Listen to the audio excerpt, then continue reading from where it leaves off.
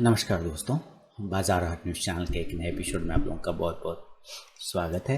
तारीख है 26 अगस्त 2021 और यहाँ पे 27 अगस्त 2021 के लिए यानी कि फ्राइडे के लिए, वीकेंड के लिए निफ्टी बैंक ऑप्शन एनालिसिस साथ ही बैंकिंग स्टॉक के एनालिसिस लेकर हाजिर हूँ।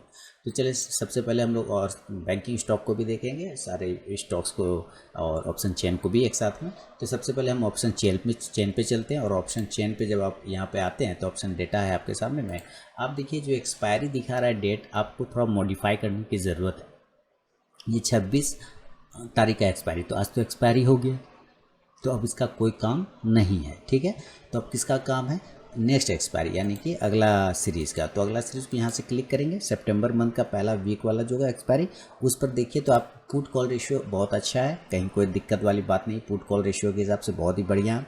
और ये हमारी आज की जो क्लोजिंग है वो है 35,617 पर, यानी हम एट द मनी 35,600 के पास में कहीं ना कहीं बैठे हुए हैं। तो चलिए डेटा के हिसाब से क्या बन रहा है हम चेक कर लेते हैं। 35,600 पे हम आ गए। सबसे पहले देखिए इसका बैंक निफ्टी का राह जो है, आगे का जर्नी जो है बहुत ही टिपिकल है, बहुत ही मुश्किल, उसको क्या कहते हैं कि मतलब कठिन डगर टाइप का है ना, कठिन डगर टाइप का है और मुश्किल है, क्योंकि यहाँ भरे पड़े हैं राइटर एकदम। जितने पुट की संख्या नहीं है, राइटर तो भर पड़ा है एकदम, इसको जाने ही नहीं दे रहा है ऊपर की साइड में। सबसे ज़्यादा अगर कॉल का ओपन इंटरेस्ट देखें तो इस जगह पर है, देख रहे हैं 7,53,225। और ये किस जगह पर है? हाँ, ये किस जगह पे है? ये है 36,000 के लेवल पे। ये 36,000 बेचारे से ब्रेक ही नहीं हो रहा है। सबसे ज़्यादा 7,53,225 आप देख रहे हैं, गजब है ना। और अगर हम सपोर्ट ढूंढें, यहाँ इधर हमारा रेजिस्टेंस है और एक एक करके सारे देखेंगे और सपोर्ट देखें तो सपोर्ट बता रहा है 6,97,600 पे। सबसे ज़्यादा ओपन स्ट्रेट 35,500। तो आप देखिए कि 35,500 और 36,500 पॉइंट का गेम हो रहा है बैंक निफ्टी में। अब इसके बीच का डेटा की एनालिसिस करें एक एक करके तो हम 35,600 के पास में कहीं ना कहीं एट द मनी है। कहाँ? 35,600 पर हम एट द मनी बैठे हुए हैं। ओके, तो हम 35,600 पे क्या देख रहे हैं कि 2,92,700 कॉल राइटर है। पुट का मुकाबला बात करें तो 3,18,000 लगभग इक्वल है, इसलिए हमारा 35,600 मेक और ब्रेक लेवल होगा। तो इसको हम छोड़ देंगे। 35,700 से स्टार्ट करते हैं तो 35,700 में 4,35,775 का कॉल राइटर है। पुट का बात करें तो 2,36,000 है। तो यहाँ पे 4,35,000 ज़्यादा है 2,36,000 के मुकाबले। तो हमारा पहला नज़दीक में जो रजिस्टेंस होगा वो होगा 35,700। क्लियर हो गया। दूसरा रेजिस्टेंस की बात करें तो 35,800 पे लेके चलेंगे। 3,60,425 कॉल राइटर है। अब पुट का बात करें तो 1,29,000। तो आप देखिए यहाँ 1,29,000 और यहाँ पे 3,60,000, तो ज़्यादा है। तो 35,800 का एक रेजिस्टेंस हमारा नियर में और आ गया। और 35,900 पे 1,79,100 हमारा कॉल राइटर है। पुट का बात करें तो मात्र 45,000 है, मात्र 45,000। तो यहाँ पे 35,900। देखिए 4 रेजिस्टेंस आपके सामने डेटा के हिसाब से निकल के आ गया। कौन सा निकल के आ गया? 35,700, 35,800, 35,900 और 36,000 का सबसे ज़्यादा ओपन स्टेज वाला 7,53,225 यहाँ बैठा हुआ। अब यहाँ से हम जरा सपोर्ट ढूंढने की बात करें तो सपोर्ट कहाँ बता रहा है? सबसे पहला सपोर्ट नज़दीक में कौन है? 35,500, क्योंकि यहाँ पे सबसे ज़्यादा ओपन इंटरेस्ट है 6,97,600 का पुट राइटर बैठा है। कॉल राइटर का बात करें तो 3,90,000। तो यहाँ 6,97,000 बड़ा है, तो हम 35,500 का नज़दीक में पहला सपोर्ट ढूंढ रहे हैं। और 35,400 पे बात करें तो 1,41,100 हमारा पुट राइटर है। कॉल का बात करें तो मात्र 46,000 है, तो इसके मुकाबले 1,41,000 ज़्यादा है। तो हम 35,400 का भी एक सपोर्ट पकड़ के चल सकते हैं। अच्छा, 35,400 का अगर हम 35,300 की बात करें तो यहाँ पे देखिए 1,29,300 हमारा पुट राइटर। कॉल की बात करें तो मात्र 31,375 है और इधर 1,29,000 है। तो 35,300 भी हमारा एक इम्पॉर्टेंट सपोर्ट बन गया। 35,200 की बात करें तो 2,18,075 पुट राइटर है। कॉल 36,000, तो 35,200। तो हम यहाँ पे 4 सपोर्ट पकड़ लिए दोस्तों और 4 रेजिस्टेंस डेटा के हिसाब से पकड़ लिए। चार्ट पे चलेंगे और देखेंगे कि क्या लेवल कल निकल के आना चाहिए। फिलहाल बता दूं कि दिक्कत बहुत है बैंक निफ्टी में, ऊपर जाने में बहुत ही दिक्कत है। 36,000 ही इससे ब्रेक होने में बहुत प्रॉब्लम हो रहा है। तो हम लोग उम्मीद करेंगे अगर ये शॉर्ट कवरिंग आए तो 36,000 ब्रेक होगा। अदरवाइज चार्ट पे चलते और चार्ट के साथ डेटा को मैच करा के लेवल निकालने की कोशिश करेंगे। तो दोस्तों यहाँ पे नोट कर लिया है 4 रेजिस्टेंस और 4 सपोर्ट। और देखिए सबसे पहले तो आज जो है ओपनिंग हुआ है, साइडवेज रहा मार्केट, एक्सपायरी डे में ऐसा मूवमेंट आया नहीं जैसा आना चाहिए था, तो उम्मीद है ये डिले हो गया, जो मूवमेंट आना चाहिए था वो मूवमेंट नहीं आ गया, वो डिले हो गया है ना। तो अभी देखिए 35,485 के आसपास ओपन हुआ है, हाई 35,785, यानी यहाँ से 300 पॉइंट ऊपर गया और उसके बाद वहाँ से गिरावट हुई, तो फिर आप देख रहे हैं कि 35,411 का लो भी लगाया, यानी कि 85 के आसपास 70 पॉइंट माइनस किया, यानी गिरावट कम हुआ। और फिर क्लोजिंग 35,617 क्लोजिंग जो है ठीक ठाक किया 617 पर, लेकिन ये हम देख रहे हैं कि ऊपर से रिजेक्शन उसको अच्छा खासा मिला और 36,000 का जो रेजिस्टेंस है वो अभी भी वैलिड है। तो अब हम क्लोजिंग हमारा है 35,617 पर, ये क्लोजिंग हो गया। हम कहाँ पे कल बाय करेंगे? हम बाय दोस्तों करेंगे 35,650 के ऊपर। कहाँ बाय करेंगे? 35,650 के ऊपर। और टारगेट कहाँ रहेगा हमारा? 35,700। सबसे पहला टारगेट 35,725 का पहला टारगेट लेके आप चल सकते हैं। 35,725 का पहला टारगेट। दूसरा टारगेट ले सकते हैं 35,800 का, 35,800 35,800 का। और तीसरा टारगेट ले सकते चल सकते हैं 35,875 का, जो कि हमारा ये 35,900 वाला एक रेजिस्टेंस है ना, वो यहाँ तक जा सकता है। क्योंकि मैंने कहा कि वो मूवमेंट हमारा क्या हुआ, मूवमेंट हमारा डिले हो गया, जो मूवमेंट एक्सपायरी में आना चाहिए था वो डिले हो गया। चौथा टारगेट की अगर हम बात करें तो हम 35,950 तक के टारगेट को लेके चल सकते हैं, जो कि 36,000 के आसपास आने का कोशिश कर सकता है। और ये सबसे बड़ा डेटा के हिसाब से क्या है? रेजिस्टेंस है। तो अगर 35,650 के ऊपर निकलता है तो पहला टारगेट 35,725, 35,800, 35,875 और 35,950 तक जाने का कोशिश कर सकता है शॉर्ट कवरिंग आने पर, क्योंकि पुट कॉल रेशियो भी हम लोगों का बहुत ही बढ़िया है। लेकिन ये मूवमेंट कब करेगा ये अभी पता नहीं चल रहा है।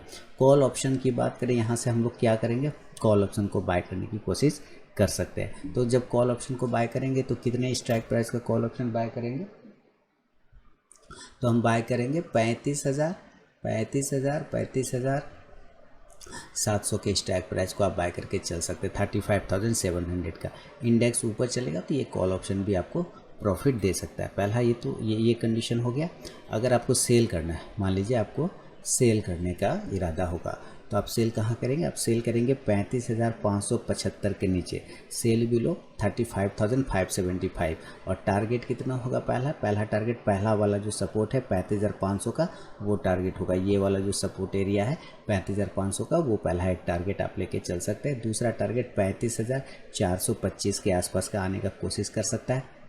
देखिए आज का जो लो है वो 35,400 का ही है, तो यहाँ तक आने का एक कोशिश करेगा।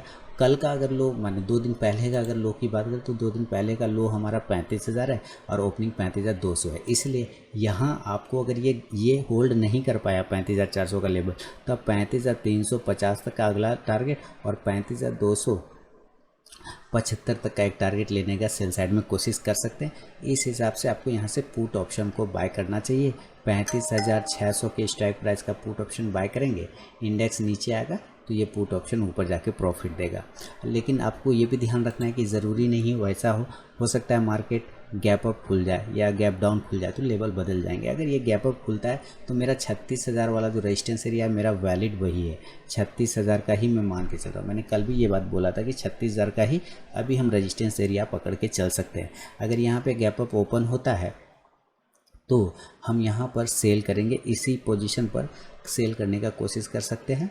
और ये टारगेट हमारा नीचे की साइड में 35,900 का पहला रहेगा, 35,800 का दूसरा रहेगा और 35,700 का तीसरा लेके चौथा टारगेट बस जो आज का क्लोजिंग है वो 35,600 यहाँ तक वापस आने का कोशिश कर सकता है। इस हिसाब से आप यहाँ से पुट ऑप्शन को बाय करने की कोशिश करें। पुट ऑप्शन को 35,900 का भी पुट ऑप्शन बाय कर सकते हैं और 36,000 का भी पुट ऑप्शन बाय करके चल सकते हैं। इंडेक्स नीचे आएगा तो ये पुट ऑप्शन प्रॉफिट देगा। अगर जो लोग बाय करने का इच्छुक रखते हैं, बाय साइड बाय करना चाहते हैं, ज़रूर बाय करें, कोई दिक्कत नहीं। देखिए 2 एरिया पे आपको बाइंग के लेवल बनेंगे। पहले तो सबसे पहले इसको ऊपर से नीचे आने देता है, तो जितना नज़दीक हो जाए ना 35,500 के आसपास में, जितना नज़दीक हो जाए 35,500 के आसपास में, उतना नज़दीक बाय करने का कोशिश करिए। जब ये ऊपर से नीचे आ रहा होगा तो 35,500 के आसपास बाय करने की कोशिश करेंगे। 500, 525, 575 ये सब एरिया के पास बाय करेंगे तो स्टॉप लॉस छोटा बन जाएगा। इस कंडीशन में टारगेट आपका 35,600 35,700, 35,800 और दूसरा टारगेट आपको ऐसे, हालांकि 35,800 तक का ही काफ़ी है, क्योंकि आप जैसे यहाँ पे देख रहे हैं कि आज का हाई भी हमारा 35,785 का ही लगाया हुआ है। तो यहाँ पर एक रिजेक्शन फिर मिल सकता है आपको, 35,800 तक का एक टारगेट बनेगा। तो इस हिसाब से आप यहाँ से दोस्तों कॉल ऑप्शन को बाय करने का कोशिश करें। कौन सा कॉल ऑप्शन बाय करेंगे? तो 35,600 का स्ट्राइक प्राइस को भी बाय कर सकते हैं, 35,500 का भी स्ट्राइक प्राइस को बाय करके चल सकते हैं कॉल ऑप्शन में। इंडेक्स ऊपर चलेगा तो ये कॉल ऑप्शन प्रॉफिट देगा, ठीक है। ये हुआ गैप अप कंडीशन। लेकिन अगर इनकेस गैप डाउन हो गया तब, तो गैप डाउन में लेवल बदल जाते हैं दोस्तों। गैप डाउन हमारा कहाँ, आजकल देखिए क्लोजिंग है 35,617, लो लगाया 35,400। तो मेरे लिए इंपॉर्टेंट रेजिस्टेंस जोन तो भी 35,400 में, इसको आगे बढ़ाता हूँ इस लेवल को। यहाँ पे देखिए एक बॉक्स बना रखा था, उस बॉक्स का ये जो सपोर्ट एरिया आता है वो आता है 35,200। तो हम या तो 35,200 पर ओपन हो चुकी, वो हमारा सपोर्ट एरिया है, ठीक है। 35,200 यानी कि आज के भी लो के नीचे ओपन हो सकते हैं अगर ये होता है तो 35,200 के आसपास अगर ओपन हो गए तो याद रखिए यहाँ से एक बाय जोन बन सकता है। लेकिन आपको याद रखना है, कोशिश करना है कि अगर ये 35,000 के 100 के आसपास आ जाता है गिर करके, तो ये एरिया भी हमारा बाय एरिया, यानी हम 35,000 के ऊपर तक बाय में रहेंगे, 35,000 के नीचे हम सेल में चले जाएंगे, ठीक है ना। तो 35,200 से 35,100 के बीच में बाय कर सकते हैं। टारगेट ऊपर के साइड में 35,300 का रहेगा, 35,400 का रहेगा, 35,500 तक के आसपास का जो आज का सबसे बड़ा रेजिस्टेंस सपोर्ट जोन बन रहा था, जो आपको मैंने डेटा पे दिखाया था और ओपनिंग भी उसी के आसपास हुआ है, तो वो टारगेट आपको यहाँ पे मिल सकता है। इस हिसाब से आप कॉल ऑप्शन को बाय करने की कोशिश करें और आप 35,200 के स्ट्राइक प्राइस को बाय करके चल सकते हैं। इंडेक्स ऊपर चलेगा तो ये कॉल ऑप्शन आपको प्रॉफिट देगा। अब ये आप तो समझ गए, लेकिन अगर आप इसका MACD RSI देखें तो MACD क्या बता रहा है, ये कन्वर्ज हो चुका है, ठीक है ना, चिपक चुका है एक दूसरे में, ब्रेकआउट करने का वेट कर रहे हैं। तो हो सकता है आपको 1-2 दिन में ब्रेकआउट मिल जाए MACD में, तो आपको एक मूवमेंट देखने को बन सकता है।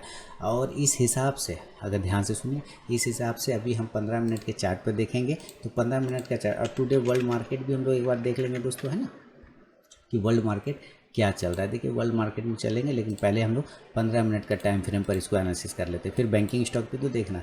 तो यहाँ पे देखिए क्या हो गया, ये है, ये यहाँ से कल का है, ये कल का आया और ये थोड़ा सा पोजीशन बनाने का कोशिश किया, लेकिन ये जो रजिस्टेंस एरिया है 35,800 का, उसको टच करके निकलने की कोशिश कर रहा था, नहीं कर पाया। तो 35,800 का तो अभी भी हमारा रजिस्टेंस वैलिड है, 35,800। उसके बाद जो रजिस्टेंस आएगा, टारगेट आएगा वो 35,900। 35,900 के बाद साइकोलॉजिकल लेवल 36,000 का टारगेट होगा। लेकिन इनकेस अगर ये नीचे जो बेस है हमारा गिर गया, 35,500 के नीचे आ गया, तो ये सीधे 35,400, 300 और 200 तक आने भी देर नहीं लगाएगा बैंक निफ्टी। तो इसको भी ज़रा ध्यान में रख के चले दोस्तों बैंक निफ्टी को।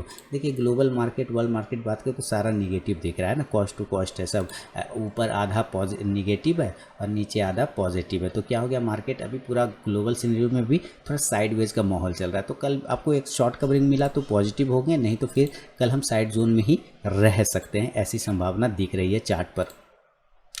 तो चलिए ये तो हुआ बैंक निफ्टी का ऑप्शन एनालिसिस। अब बैंकिंग स्टॉक के एनालिसिस करना भी ज़रूरी है। बैंकिंग स्टॉक्स में हम लोग स्टार्ट करें, सबसे पहले मैं बैंकिंग स्टॉक्स को लगा लूँगा, बैंकिंग स्टॉक्स को एक्सिस बैंक को। और एक्सिस बैंक क्या कह रहा है यहाँ पे देखिए, एक्सिस बैंक कह रहा है 750 के ऊपर वो पॉजिटिव हो जाएगा 760 से 70 के टारगेट के लिए। इसके अलावा बैंक ऑफ बड़ौदा की बात करें तो 78-78 के ऊपर अगर बैंक ऑफ बड़ौदा निकलता है तभी एक पॉजिटिव मूवमेंट बनेगा, अदरवाइज छोड़ देंगे। और 80 से 82 का टारगेट बन सकता है 78 के ऊपर जाने पर। नीचे अगर ये 74 को ब्रेक करेगा तो 72 के लेवल दिखा देगा। बैंक ऑफ इंडिया की बात करें तो 70 का एक रेजिस्टेंस लेने की कोशिश कर रहा है बैंक ऑफ इंडिया। 70 के ऊपर निकलेगा 75 के टारगेट बनेंगे। कैनरा बैंक की बात करें 160 के ऊपर निकलने के बाद एक अच्छा मूवमेंट बन सकता है 165 के लिए। अगर 158 नियर में ब्रेक करे तब भी एक टारगेट 162 का बन सकता है। फेडरल बैंक देखिए अभी कुछ भी नहीं है फेडरल बैंक में, और नीचे की सपोर्ट जोन है 78, ब्रेक कर जाएगा तो 76 तक के लेवल नीचे में दिखाएगा। 1575 के ऊपर HDFC बैंक निकलेगा तो 1590 से 1600 के टारगेट बनेंगे। ICICI बैंक की बात करें तो इसने कोशिश कर रहा है, ये कोशिश कर रहा है ICICI बैंक, देखिए ब्रेकआउट की कोशिश कर रहा है और ठीक ठाक है, इसमें कोई दिक्कत वाली बात तो नहीं। मुझे लगता है कल ICICI बैंक आपको एक पोजीशन बना के दे सकता है अपसाइड में, तो नज़र रखेंगे ICICI बैंक पे भी। IDFC फर्स्ट बैंक की बात करें तो ये पोर्टफोलियो स्टॉक है, लॉन्ग टर्म का व्यू रखिए तभी ट्रेड करिए, अदरवाइज छोड़ दीजिए। इंडियन बैंक की बात करें तो इंडियन बैंक 130 के ऊपर निकलेगा तो 140 के टारगेट। इंडसइंड बैंक काफ़ी होल्ड किया है अपनी जगह पे। इंडसइंड बैंक 1015 के ऊपर निकले, 1020, 25 और 30 के इंट्राडे टारगेट। कोटक बैंक की बात करें, कोटक बैंक 1720 के ऊपर निकलेगा, 1740 से 60 के टारगेट। पीएनबी की बात करें तो पीएनबी में 37 के ऊपर निकले में तो एक अच्छा मूवमेंट बनेगा, जो 38, 39 और 40 तक के टारगेट दिखा सकता है। आरबीएल बैंक की बात करें 170 के ऊपर आरबीएल बैंक निकलेगा, तो दोस्तों आपको 180 से 190 तक के टारगेट बनेंगे। एसबीआई की बात करें तो एसबीआई जब तक 420 के ऊपर नहीं निकले तब तक कोई पोजीशन हम लोग नहीं बनाएंगे। यस बैंक कोई व्यू नहीं है। यूनियन बैंक 4 तक कम से कम 38 को भी ब्रेक कर जाए तो मज़ा आ जाएगा, तो नियर में 34 को ब्रेक करेगा तो 35 से 6 का टारगेट। बंधन बैंक 280 के ऊपर ट्रेड करेगा तभी पोजीशन बनाएंगे, नहीं तो छोड़ देंगे। एयू बैंक देखिए, एयू बैंक में 1390 से 1400 का एक रेजिस्टेंस है, ब्रेकआउट आएगा तो आपको 1425 से 40 के टारगेट भी बना के दे सकता है। तो दोस्तों ये था बैंक निफ्टी ऑप्शन से, साथ ही बैंकिंग स्टॉक पर मेरा अपना व्यू। पसंद आए तो कमेंट जरूर करें और ये लाइव मार्केट में कॉल प्राप्त करने के लिए टेलीग्राम चैनल को ज्वाइन करना बिल्कुल ना भूलें। मिलूंगा नेक्स्ट वीडियो में दोस्तों, तब तक के लिए बहुत बहुत धन्यवाद।